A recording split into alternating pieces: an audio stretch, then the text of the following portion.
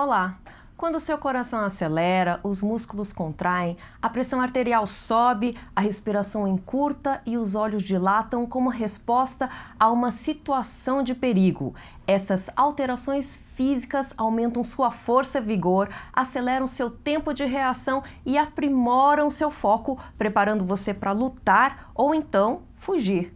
É sobre isso, ou seja, sobre o estresse, que nós vamos conversar hoje aqui no TV Câmara Entrevista. O famoso estresse pode afetar o seu intelecto, a vida física e social e também pode não ser tão vilão assim. E por que não ter até o seu lado positivo se bem trabalhado? É sobre o estresse e seus vários aspectos que eu converso hoje com o Dr. André Chiga, que é cardiologista, e com o psicólogo comportamental Valdemir Eusébio. Sejam todos muito bem-vindos ao TV Câmara Entrevista. Obrigado pelo convite. Bem-vindo, Valdemir. Muito obrigado, agradeço aí o convite. Gente, o estresse é um tema super comum, super falado, mal falado, aliás. Eu quero saber se o estresse também tem o seu lado positivo, sobre esses vários aspectos do estresse que a gente vai conversar hoje. Mas eu queria saber de vocês, quando a gente fala aquele velho jargão que o estresse é o mal do século, é realmente isso na opinião de vocês, na sua opinião como psicólogo e na sua opinião como cardiologista? Sim, juntamente com a ansiedade, nós estamos vivendo aí no estresse um problema praticamente generalizado. Esse estilo de vida que nós temos hoje, essa diversidade de informação, essa evolução tecnológica, a forma como as pessoas hoje interagem, que também mudou muito, faz com que a gente tenha respostas muito diversas às situações, como situações de perigo, como situações de tensão, e aí cada vez mais as pessoas têm encontrado dificuldade para reagir de forma saudável a essas situações, que são tão variadas, né? Afinal de contas, o nosso repertório hoje comportamental também variou muito, né? Em decorrência da própria evolução mesmo. Como cardiologista, doutor André, o estresse é o mal do século? Eu considero que tem 3 males do século. O primeiro é a ignorância, o segundo a corrupção e a terceira talvez o estresse. E hoje nós vamos conversar sobre essa terceira, porque a própria ignorância e a corrupção acabam atrapalhando outros lados da saúde, se a gente pensar de uma maneira mais global. Mas o estresse em si, ele não pode ser considerado como vilão. O estresse, na verdade, é uma reação que o nosso corpo faz a algum estímulo. E esse estresse ele pode ser prejudicial se ele sair do controle. Mas o estresse, na verdade, ele pode ser bom ou ruim, depende de como nós reagimos. Então, situações de luta ou de fuga sempre liberam um hormônio chamado adrenalina, que é o hormônio que faz com que essas reações que você colocou aconteçam. O sangue vai para os órgãos que a gente vai precisar para aquela situação. Então, se você está estressado com uma prova, o sangue sai da pele e vai para o cérebro, para o coração. É muito comum você ficar com a pele suando fria numa situação em que você tem que pensar muito rápido. Na hora que você vai praticar um esporte, também é um estresse para o organismo e para isso você precisa de mais sangue nos músculos. Então o coração vai ter que bombear com mais força e as artérias precisam relaxar um pouquinho para o sangue chegar no músculo. Isso também é efeito de adrenalina. Então falar que o estresse é um vilão é um pouco injusto. Porque hoje a gente não pode falar em ausência de estresse, a não ser quando a pessoa morre. Então o estresse ele é inerente. O que eu acho que vale a pena a gente discutir é o como a gente está lidando com esse estresse, o comportamento e as atitudes. Acho que é por aí. E geralmente a gente lida mal com o estresse, não é isso? Geralmente a gente... tantos problemas emocionais que a gente está vendo na sociedade, aí tanta violência, de repente é porque nós não estamos sabendo lidar com o estresse, que o estresse, na verdade, talvez seja neutro, né? Mas a nossa, como a gente vai gerir esse estresse que causa tantas consequências. Eu queria saber de vocês quais as consequências, talvez mais para um cardiologista, quais as consequências físicas de um estresse mal lidado. O estresse, ele didaticamente tem 4 etapas. A primeira etapa é quando você tem o estímulo. Então você levou o susto, ou você levou uma boa ou uma má notícia. Isso é importante também. As boas notícias também te estressam. Ah, você ganhou na Mega Sena, é um estresse. Seu filho passou no vestibular, é um estresse. Então esse estímulo é a primeira etapa, e quando é liberado o hormônio adrenalina e o corpo vai reagir. A segunda etapa é quando o estímulo diminui ou acaba, e aí o nosso organismo volta para o nível basal de repouso. Então esse é o nosso dia a dia, estímulo, recuperação, estímulo, recuperação. A terceira fase acontece quando vem um estímulo atrás do outro com pouco tempo de recuperação. E aí, em vez do gráfico ser uma onda para cima e uma para baixo, ele faz uma curva mais ou menos assim. E aí é estresse sobre estresse, que é isso, é a correria do dia a dia que não te dá tempo do seu corpo reagir. E aí entra a quarta fase, que o americano gosta de chamar de burnout, que é quando o nosso organismo ele se esgota e provavelmente sozinho a gente não consegue levantar do fundo do poço. É aquele momento onde você começa a ter sintomas físicos, dor de estômago, dor de cabeça, insônia, irritabilidade, falta de concentração. No esporte a gente chama isso de overtraining. O cara vai treinando sem descansar. Chega um momento que mais que ele treine, o rendimento dele começa a cair.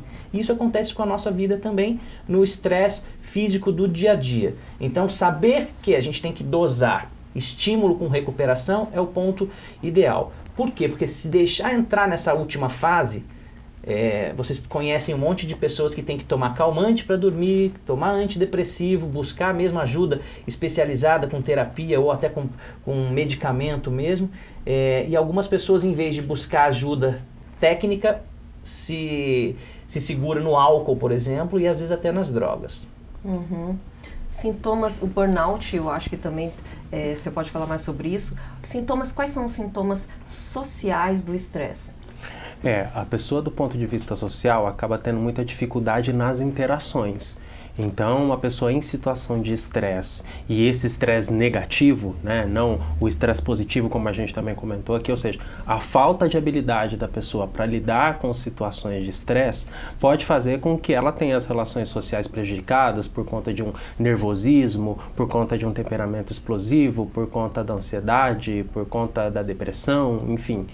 Todas essas consequências podem ocorrer quando a pessoa não consegue lidar com as situações estressoras do dia a dia. E aí, a gente está falando sobre isso, eu estou detectando que eu estou com estresse, por exemplo, eu estou com os picos muito altos ali de adrenalina, não tenho esse período de descanso. O que eu devo fazer tecnicamente? Eu devo procurar um psicólogo ou eu não? Psicólogo, eu tenho um certo preconceito com o psicólogo. O que eu devo fazer? Vou procurar um esporte? Quais são as dicas que vocês dão como cardiologista e como psicólogo? Eu sei que você vai falar que é para procurar uma ajuda técnica, né? Mas assim, em que situação talvez você recomenda como psicólogo para alguém chegar no ponto que fala assim, olha, essa situação você realmente, você já não está precisando mais procurar só amigos ou só ler informações no Google, você já precisa de uma ajuda profissional. Eu acredito que uma informação que vai ajudar muito quem esteja nos assistindo hoje, para quem está em dúvida se está num nível de estresse que precisa de ajuda profissional ou não, é observar as consequências do seu próprio comportamento. Isso ajuda muito a pessoa a entender se ela precisa de uma ajuda especializada ou não. Vamos pegar, por exemplo, uma situação no ambiente de trabalho. Se a pessoa hoje tem um quadro de estresse, onde ela não consegue, de repente, participar de uma reunião, onde ela não consegue finalizar um relatório, onde ela não consegue atender bem os colegas de trabalho ou os clientes, a gente já está falando de consequências negativas para a vida dela. Então, se isso está acontecendo, é um sinal sim de que ela precisa buscar ajuda. Agora, se ela de repente ficou nervosa com uma apresentação que precisa fazer, e aí, sei lá, está repassando várias vezes a apresentação, ela está se preparando para aquilo, isso pode ser até o lado bom do estresse, que é como a gente se adapta a esses estímulos. Então, é muito importante para a pessoa observar que tipo de consequência ela tem diante daquela situação. Está machucando muitas pessoas ao redor ali, tem muita gente saindo ferida, é um bom sinal, é um mau sinal, aliás, que eu preciso procurar um profissional. Exatamente. Doutor André. Eu acho que essa resposta dele foi perfeita, porque se você reage, se você tem um comportamento diferente do que você estaria acostumado, você tem que falar, opa, alguma coisa errada está acontecendo. Eu me lembro uma situação que eu determinei que eu mesmo estava estressado. Imagina só, entra uma mãe com uma criança de 8 anos na clínica, e aí eu cumprimentei a criança, bom dia, e a criança não respondeu. Aí eu insisti, bom dia, e a criança não respondeu. Na terceira vez eu já estava ficando irritado, porque a mãe, vendo que o menino não respondia, que a mãe falou, doutor, ele é autista. E aí na hora cai uma ficha e fala assim, você está estressado, porque uma situação que normalmente você entenderia, você começa a se irritar. Isso é um exemplo prático. Pessoas me dizem que ficam irritadas com o barulho daqueles sininhos dos ventos, que foi feito para relaxar. Algo errado. O cara sempre tem boas notas na escola, num determinado momento começa a ir mal. Sempre teve um ótimo relacionamento familiar, começa a ter problemas. Pare para pensar. E quando começa a somatizar, que significa criar sintomas. É a dor de cabeça, é a tontura, é a falta de apetite, para quem tem tendência a emagrecer, para quem tem tendência a engordar, o estresse aumenta o apetite, irritabilidade, o coração pode palpitar, a sua pressão pode subir, vários sintomas desse tipo. Dicas muito práticas, você começa a conversar com alguém e às vezes a pessoa não espera você acabar de fazer a pergunta e ela já responde. Já passaram por isso? Você faz uma pergunta para a pessoa começa a responder, você já dá a resposta por ela. Quer dizer, você está conversando com um amigo no restaurante, mas você já está no celular se preocupando com o que você vai fazer depois. Então isso tudo é sinal de estresse. Ou a gente está vivendo no passado, ou a gente está preocupado com o futuro. Percebam isso. Existe isso, né? O passado é só uma lembrança, já foi. O futuro é uma possibilidade. Só que a gente perde muito tempo e cria muita ansiedade em cima dessas duas situações. E aí a gente acaba deixando de viver o presente. E aí ainda surgiu agora, que a gente está chamando de presente paralelo. Não sei se vocês já ouviram falar. Nós estamos aqui presentes, mas eu estou no celular querendo saber o que está acontecendo na presença dos meus 4, 5 mil amigos virtuais. E às vezes perde essa possibilidade do relacionamento real. É um presente que não é um presente que está aqui agora. E as pessoas se estressam por causa disso. Viver um monte de presentes ao mesmo tempo. Ainda em relação a isso, vocês acham que as mídias sociais afetam o nosso estresse? Como você mesmo falou, você tem um mundo paralelo que você quer saber de tudo, mas também, por exemplo, eu quero, a gente tem aquela necessidade de mostrar que a gente está bem, que está feliz, e de repente você vê havia aquele mundo, outro mundo do Facebook, né, ou do Instagram, que todo mundo está feliz e você começa a se sentir, não, peraí, a minha vida não está tão feliz assim. Pra falar a verdade, eu não estou viajando tanto, não estou tendo tantos jantares com os amigos, né? Não estou comendo tanta comida gostosa, que é disso que fala o Facebook e o Instagram. Vocês acham que essa nossa vida social virtual, ela aumenta o estresse nos dias de hoje? Não era para ser, até porque a gente está falando de uma tecnologia, de um avanço, de algo que vem para nos ajudar. Mas como nós comentamos aqui no início, hoje essas mudanças que a gente tem dentro de um quadro evolutivo são mudanças que demandam da gente uma certa capacidade de adaptação. E nem todos conseguem se adaptar a esses novos cenários com tanta facilidade. E aí, por conta disso, a gente tem problemas e a gente acaba tendo até doenças, como é o caso da nomofobia, por exemplo, que é onde a pessoa tem uma fobia relacionada à conexão com o celular e com as redes sociais e tudo mais. Nós temos esse problema crescendo cada vez mais. Eu não sei se isso chega também lá no seu consultório, mas chega bastante para mim hoje. A ansiedade de ficar sem o celular. Exatamente, né? A nomofobia é no mobile fobia. Então a pessoa tem a fobia porque ela ficou 5 minutos sem olhar no celular e ela quer saber se a pessoa respondeu a mensagem que ela enviou, ela quer saber se os amigos estão almoçando num restaurante legal, ela quer saber se ela vai ter uma oportunidade de viagens assim como os colegas da rede social estão tendo. Então esse tipo de situação é a demanda que nós temos que nos adaptar hoje, porque existe um lado muito bom nessa tecnologia. Essa conexão traz muitas facilidades para nós, mas para alguém que está estressado, para alguém que está ansioso, para alguém que está deprimido, isso se torna um problema.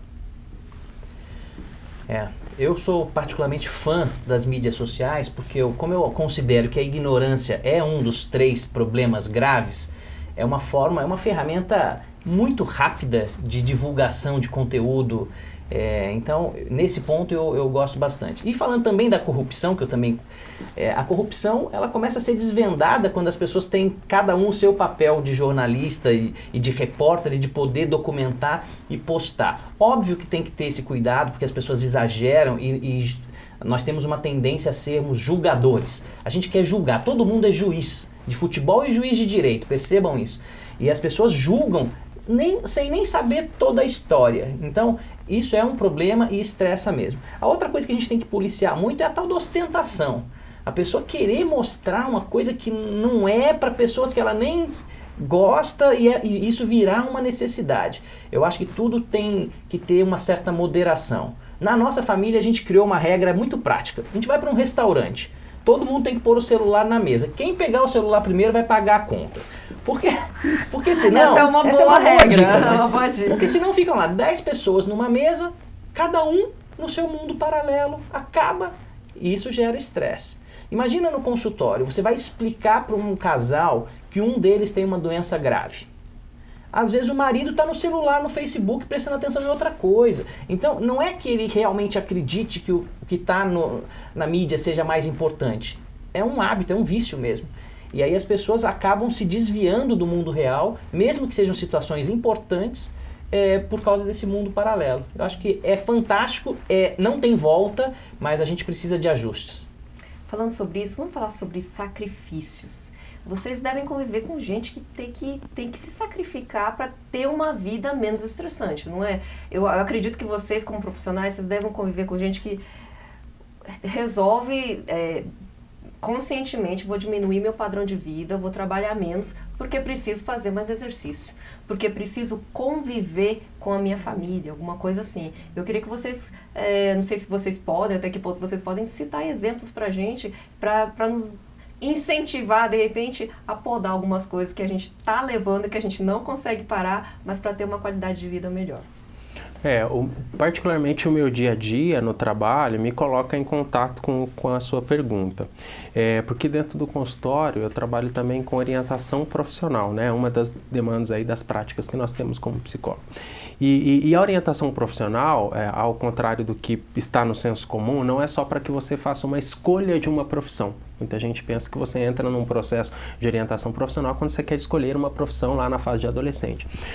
Hoje, a gente tem realizado muito, esse número tem crescido, a orientação profissional para as pessoas que querem fazer uma transição de carreira.